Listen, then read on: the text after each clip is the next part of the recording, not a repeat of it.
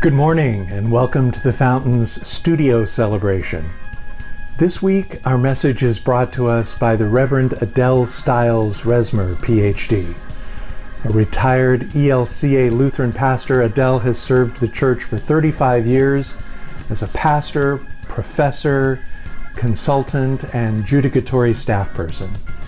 She also brought her experience as a hospice chaplain to the task of being the primary drafter of the ELCA's statement on end-of-life issues. Adele is a board member of the Fountain Hills Interfaith Alliance. She participates in activities sponsored by the Islamic Speakers Bureau of Arizona and engages in weekly Torah study with members of the Reform congregation UMCOR Hayim in Tucson. I also have it on good authority that she is showing great progress as a budding cello player. I am so grateful to have Adele sharing with us today. She is not only a friend and colleague, she's on a very short list of people who I would want to have as my pastor. So, welcome to Adele, and welcome to you. We're glad you're joining us for the Fountain Studio today.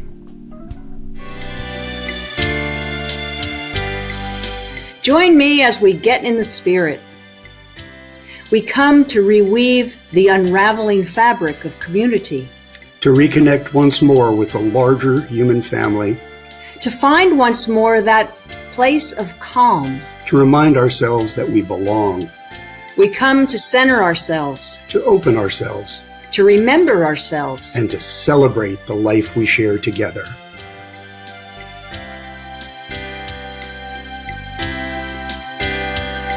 To the God who cannot die, I say yes, my Lord.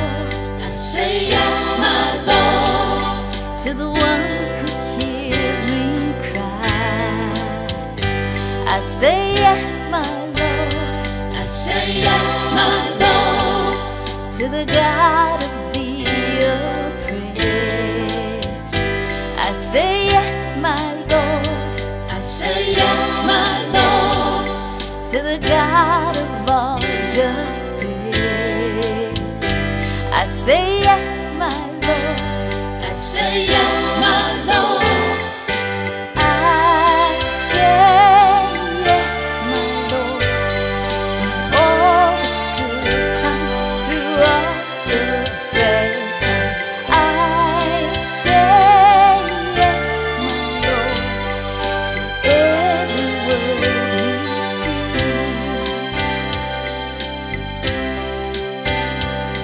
I'm a servant of the Lord. I say yes, my Lord. I say yes, my Lord.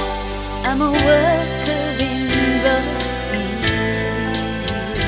I say yes, my Lord. I say yes, my Lord. For the courage here and now, I say yes, my Lord. I say yes, my Lord. To make the kingdom real, I say yes, my Lord. I say yes, my Lord. I say yes, my Lord. In all the good times, through all the bad times, I say yes, my Lord, to every word you speak. For the dream I have today, I say yes, my Lord. I say yes, my Lord, to be a healer of all pain. I say yes, my Lord. I say yes, my Lord, to come to love my enemies. I say yes, my Lord. I say yes, my Lord, for your peace in all the world. I say yes, my Lord. I say yes, my Lord. I say yes, my Lord.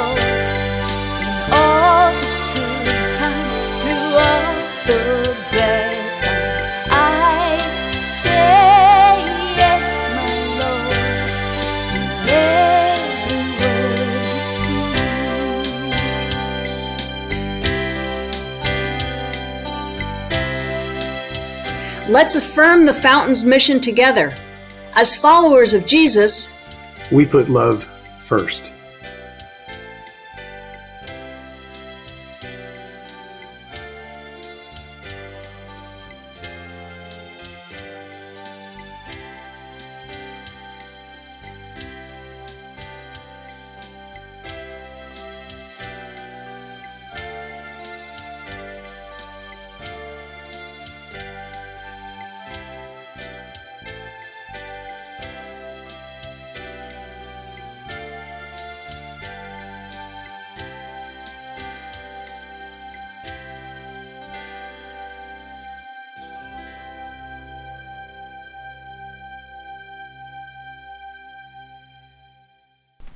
As we come to this time of quiet and openness, we pause in anticipation of Adele's message today on the Jewish ideal of tikkun olam, or healing the world.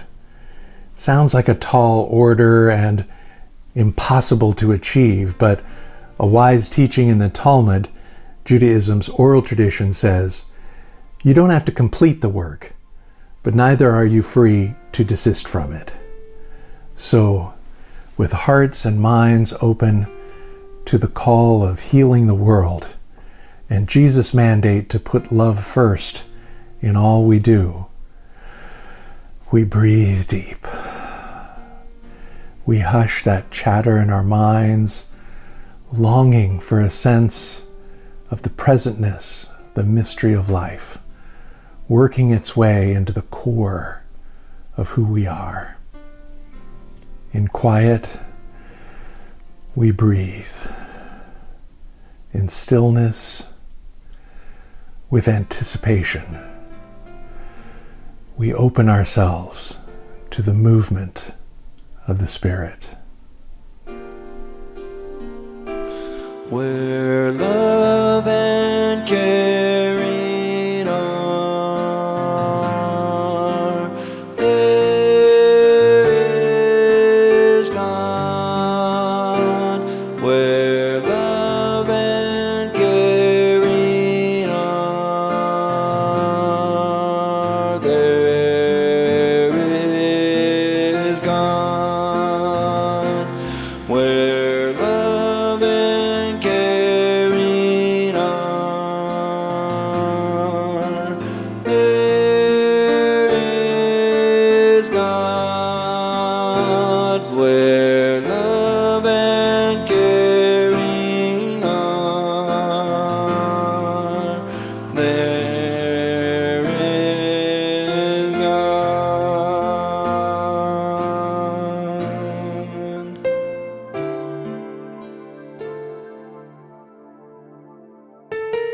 we gather in this place to meet the source of life, source of awe, source of wonder, and the catalyst for the deepest of our life's most satisfying moments. We meet here, longing to encounter that same spirit that inspired the prophets. We, like them, have both struggled in lonely places and benefited from the company of fellow disciples along the way. We have cried out in need and have sensed a steadfast love that transcends description. We have resisted grace, turned away forgiveness, and held on to our comfortable ways. And yet, we've been drawn back into the circle of Christ's disciples. May we sense a pouring out of blessings as we struggle to realize the full life intended for each of us, a life we've been given in order to give it away. This is our prayer.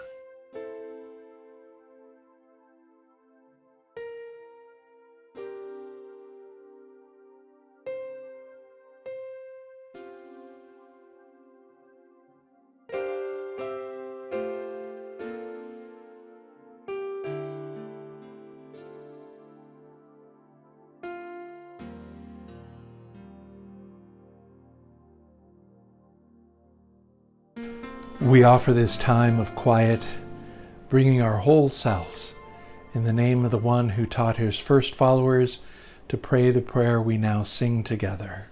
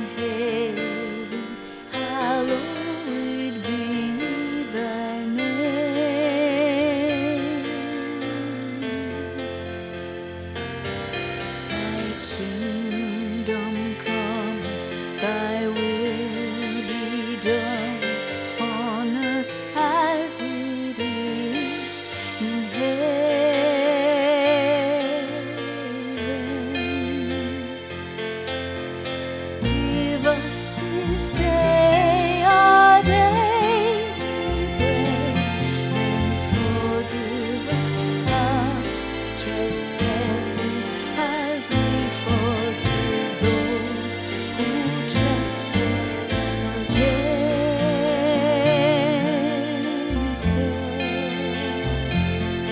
and lead us not into temptation, but deliver us from all evil. For thine is the kingdom and the power and the glory forever.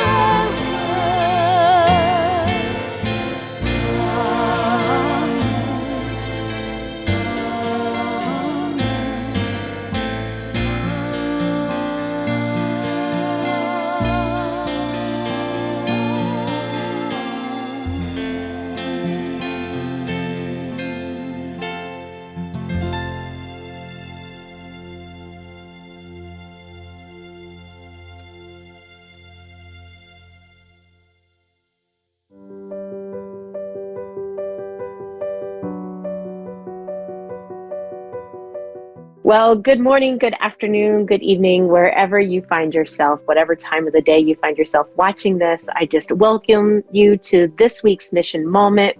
And what an honor and a pleasure to be able to share this new exciting opportunity that we have coming in the fall and winter of this year, moving forward for a sustainable and resilient outreach. And for that, I'm going to turn it over to Adele. Adele, it's all yours. Oh, thanks, Ellie. Thank you. As Ellie said, good morning, good afternoon, good evening, wherever you may be at this moment. I can't help but think back to a time in early July when I was in Nogales on the Sonora side, and there were a group of, maybe half a dozen young girls who were teaching me to make bread. And what was cool about this is I don't have a clue about how to make bread. But these young girls and their mothers live in a shelter in Nogales. This is a good-sized shelter that holds 120 people, mostly women and children, who have made their way from South America, from Central America, some from Cuba, Africa. There's one fellow there from Russia. And their hope is to come and engage the asylum process in the United States so that they can create a future for their children. And so they are all there working with attorneys who actually are funded by the Methodist Church and who help them through laying out their initial claim for asylum that will be reviewed at the border. So I have been in relationship with these people for a couple of years. And so every few months we go down and take food, rice and beans and Pampers, lots of Pampers, because there are lots of kiddos running around. And so we had taken food down to them. And so I said, could you please teach me to make bread? And these young women, these little women, showed me exactly. And though I speak only a little Spanish and they speak a wee little bit of English, they made it quite clear what I was to do, where I was to stand. And then every time we made a batch of a particular kind of bread, I had to sample what came out of a large beehive oven that is outside and is heated by coals from underneath. But it was invigorating, and they were lovely and hospitable to me, which felt so great that it was truly this reciprocal relationship, that not only did I take food and Pampers from other people, from congregations down there, but then they also welcomed me and taught me and saw that I was fed. It is a wonderful opportunity to engage with people who are just full of life and committed to a good future life. Yeah, so there are multiple ways that our congregation members can get involved. And I like that you talk about you lead into saying, we shared in the bread. What is more welcoming, especially for us who identify as Christians, than the offering of a bread, right? Absolutely. Yeah, and that's beautiful. So if you are interested in hearing more about how you can be engaged in this mission work. Definitely reach out to myself at outreach@weputlovefirst.org, or if you're at church in person on Sunday, Yes. Reverend Adele is going to be giving the sermon, so definitely stop and ask her questions.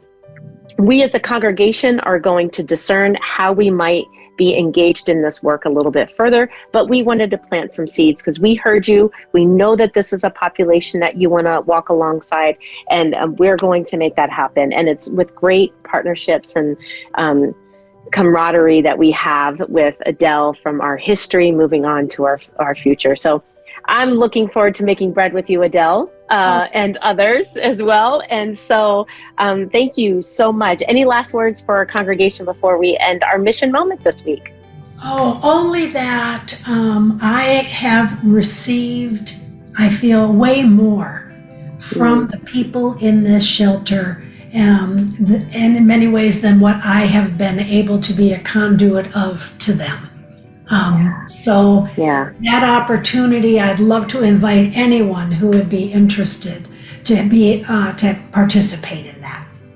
Awesome. That's fantastic. Thank you, Adele. We'll see you in person on Sunday. For the rest of you that are watching this online, we'll see you soon.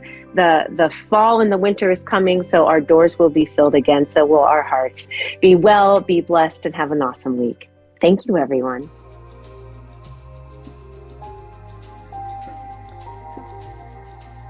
Every day, the Fountain strives to put love first, in both person and online.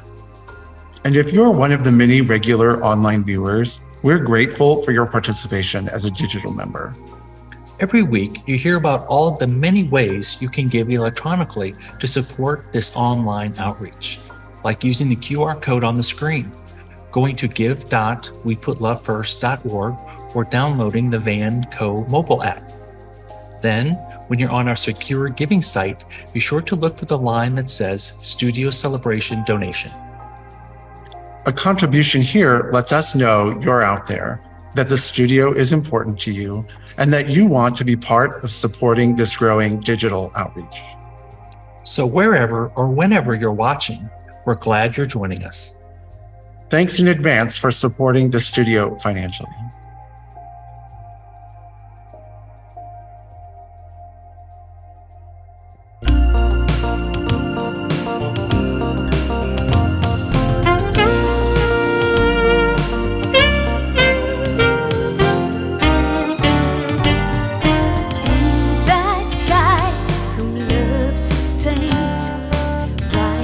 Above the daily strife, lift on high.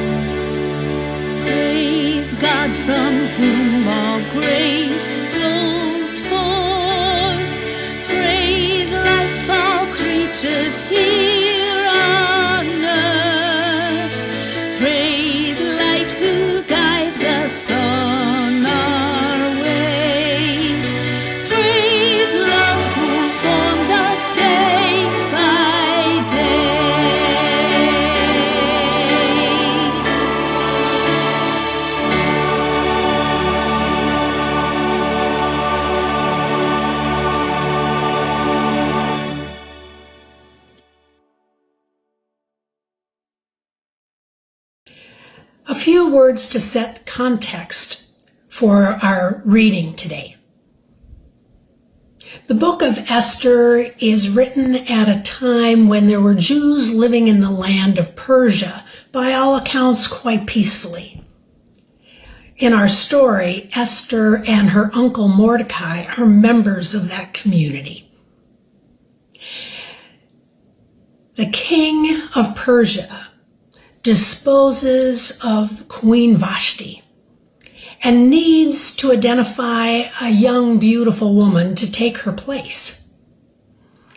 When Mordecai hears that couriers of the king are going out in the community to identify a group of young women who might be considered for this role, he encourages his niece Esther to put herself out there because she is, by all accounts, quite beautiful. And indeed, she becomes one of the women who is taken to the court and is pampered and prepared to be considered by the king. No surprise that she is the one who is chosen to be the new queen. Now, while all that is going on, Haman becomes elevated to being the right-hand person of the king. And he's rather full of himself. And so he wants everyone to bow down, to shake with fear in his presence. Everyone does that, according to our story, except Mordecai. Mordecai will only bow down before God. And because of this, Haman becomes so incensed that he craftily gets the king to sign an edict that all Jews in the community, in the kingdom, will be killed on a particular day. When Mordecai learns of this, he is obviously quite distraught.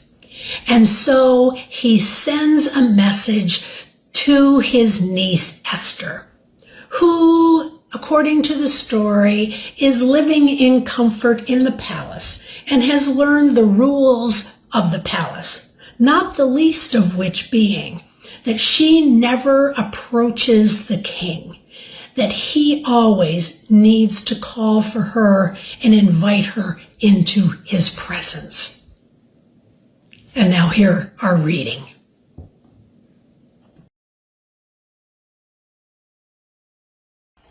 Our words of wisdom are from Esther chapter 4, verses 5 through 14. Then Esther called for Hatak, one of the king's eunuchs, who had been appointed to attend her, and ordered him to go to Mordecai to learn what this was and why it was. Hatak went out to Mordecai in the open square of the city, in front of the king's gate. And Mordecai told him all that had happened to him, and the exact sum of money that Haman had promised to pay into the king's treasuries for the destruction of the Jews. Mordecai also gave him a copy of the written decree issued for Susa for their destruction, that he might show it to Esther and explain it to her, and command her to go to the king to beg his favor and plead with him on behalf of her people. And Hatak went and told Esther what Mordecai had said. Then Esther spoke to Hatak and commanded him to go to Mordecai and say, All the king's servants and the people of the king's provinces know that if any man or woman goes to the king inside the inner court without being called, there is but one law, to be put to death, except the one to whom the king holds out the golden scepter so that he may live. But as for me, I have not been called to come into the king these 30 days. When they told Mordecai what Esther had said, Mordecai told them to reply to Esther, Do not think that in the king's palace you will escape any more than all the other Jews. For if you keep silence at such a time as this, relief and deliverance will rise for the Jews from another quarter. But you and your father's family will perish. Who knows? Perhaps you have come to royal dignity for just such a time as this. Hear what the Spirit is saying to the church. Thanks be to God.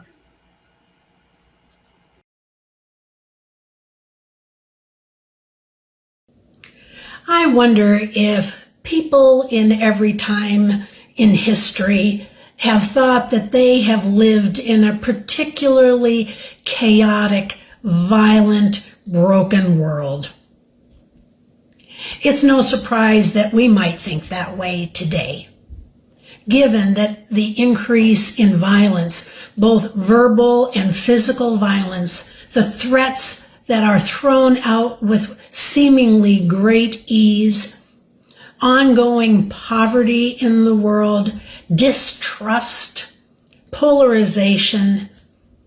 It's understandable why we might think that we live in a world that is fractured, that is broken.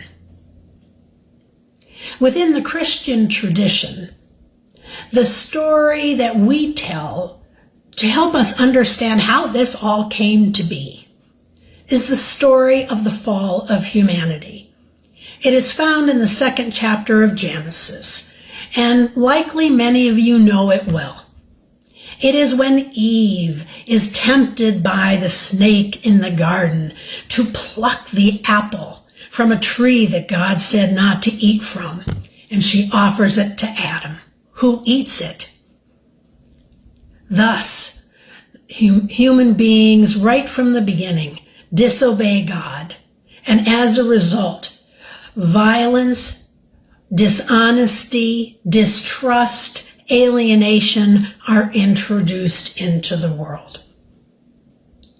Historically, this has been a helpful story for us to use, but it has also been deeply misused over the years as well.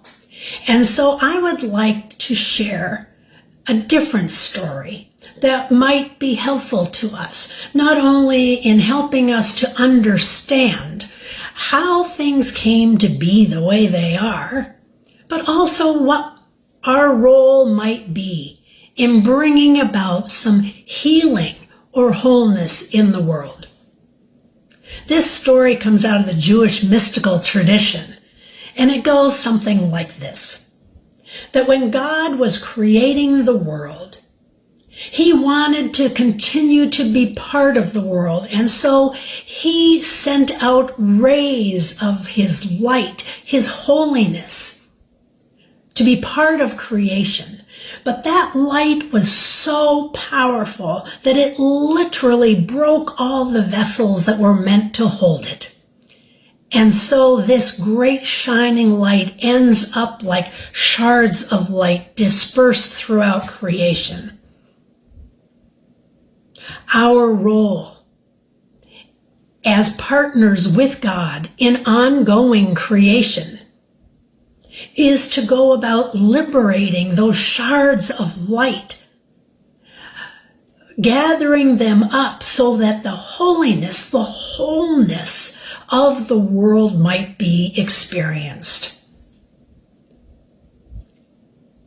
I can't but help think about Esther, who, when she is living in the palace and enjoying the comforts of royal life, she's learned the ins and outs of how things go, and from what we know of the story, is willing to go along with the way things are supposed to be there.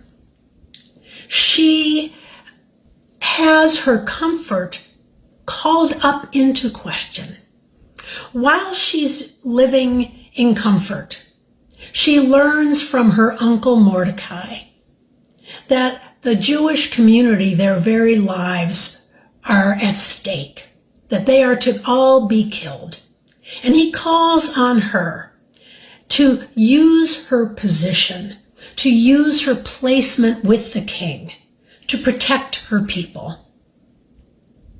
And she does. She devises a way to approach the king in a way that is not without some threat to her well-being, but certainly will allow her to bring a request to the king to undo the edict. As a result of her bravery, of her taking action, simply using the place where she found herself, the relationships within which she was, there came the celebration of Purim, the annual holiday where Jews retell the entire story of Esther and how her actions saved the Jewish people. I can't help but think about Jesus. Jesus used his position to lift up, to literally to see, to respond to the need of people around him. He saw the hungry. He saw the outcasts, those who needed to be healed. He spoke truth to power, calling for limits on what was given to the Caesar and for those things to be given to God. Jesus simply used where he was every day and used the gifts that he had been given for the benefit of others so that there might be healing, there might be wholeness in the world in a way that was not experienced at that time. I can't help but think of Sister Lika, who is the administrator of a shelter on the Sonora side of Nogales, and who sees over this shelter called Casa de la Misericordia. This shelter holds, literally, surrounds 120 people, mostly women and children, some men who've accompanied girlfriends and wives. They have grabbed up their children around them when there have been violence and threats of violence, threats to life, and have gathered them up, have walked from South America, from Central America to the border. They are living in this shelter where not only their needs for food and shelter are being met, but where attorneys work with them so that they might make their claims for asylum in this country. This is a fabulous community where people who have been confronted with all kinds of threats, who have lost members of their family, live together to support the life of this community. And so even they all together are helping to repair the world out of which they came. I believe that everyone who contributes to the food and the Pampers and the shelter itself and to the legal processes, that we all are contributing to the repair, the healing of the world. I've had the good fortune of being with these young girls and their moms as they were making bread, and they were willing to gracefully help me learn how to make bread in a way that I never had before.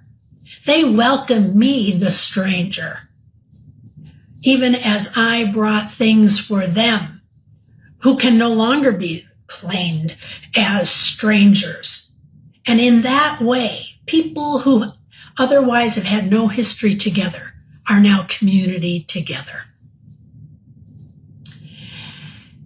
It ought not be any surprise, I suppose, that we live in a world that is broken, that is violent, that is distrustful.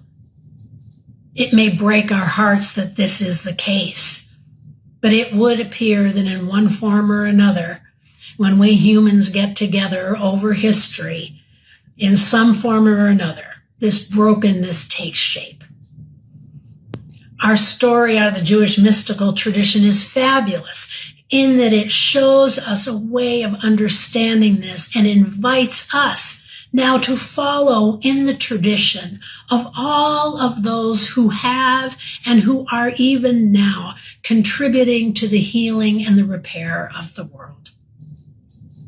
My friends, every time that you use whatever gifts you may have, whatever skills you've been bestowed with, whatever expertise you have gained, whatever resources you have. Anytime you use that to approach a stranger, to heal a brokenness, to speak truth to power, to bring peace where there is violence, even when it may feel scary to do so. Every time you take a step in that direction, no matter how small it may seem to you, you are contributing to releasing these shards of light into the world so that wholeness and holiness might be experienced. I'm hoping, in the days, even years ahead, that you and I together can find new ways or lift up things that you are already doing so that we might continue to partner with God in the ongoing creation of a world that is good.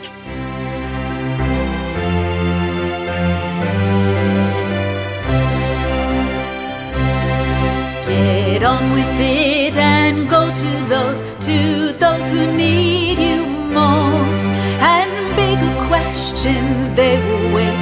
You're needed at your post. Get on with it, for death will wait. You have a life to live. Look all around to those in need. You have so much to give. Get on with it, look straight ahead. The present beckons you. For in this place and at this time, there's much for you to do.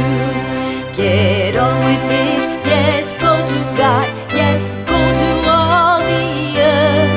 And in your living and your love, mark everybody's worth.